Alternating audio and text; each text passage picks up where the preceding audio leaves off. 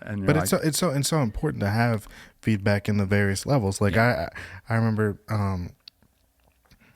I guess I was in a celebratory mood. You know, UCC doesn't do communion every Sunday, and I guess I was in a celebratory mood during communion, and I'm talking, and I'm often babble at the table. Me too. I think I taught you that one. Well, you know, in this church congregation, you know, I have to uncover all of the things, and it's a process. So I'm just talking the whole time to pass time. And I'm in a celebratory mood, and I guess I say, you know, let's eat when it's time to partake. And apparently one or two people were perturbed by the way that they felt that I approached it with too much levity. Yeah. And that didn't trickle to me until like 4 or 5 months later.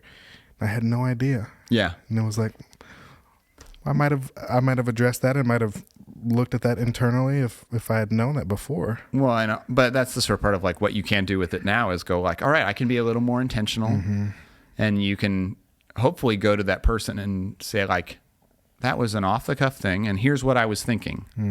Like I was excited, I was celebrating, I was seeing communion as being sort of the heavenly banquet, the party in the sky, or you know, this sort of language of like the great feast beyond all feasts. And you're like, when you show up to feast, Jesus is going to say, let's eat. I mean, come on now. Like, and so there is something to it, but like, that doesn't mean that it diminishes the sacredness of the moment.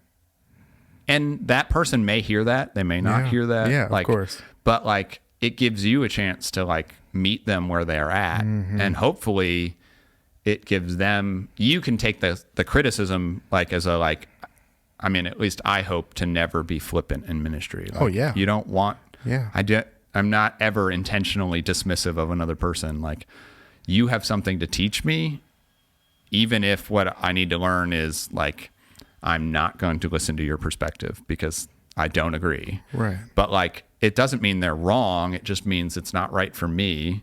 It just means like we have some, like there needs to be a bridge built there because there is a divide.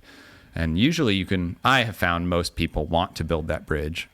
But the struggle is like, you can use that to kind of go like, all right, because especially us that like to be a little more extemporaneous can get ourselves into trouble where you do something that you wouldn't normally do. You're like, that's not a thing I would regularly say. Gotta be side by side.